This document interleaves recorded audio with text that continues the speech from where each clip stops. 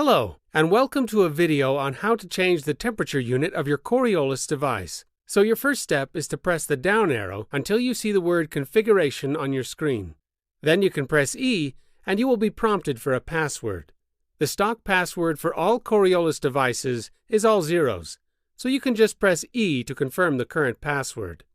Now you should be looking at the configuration menu, so you should see the words Flow Configuration on your screen.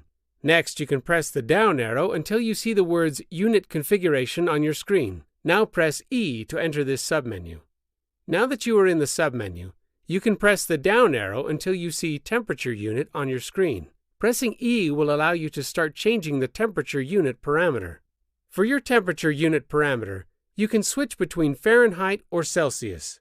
One of the two options should be flashing on your screen, so you can press the down arrow to move the flashing value to your desired temperature format. Now you can press E and the device will prompt you to confirm your changes.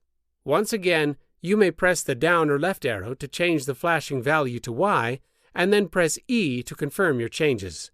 Having confirmed the changes, the device will take you back to the temperature unit parameter screen, where you can see the updated temperature unit.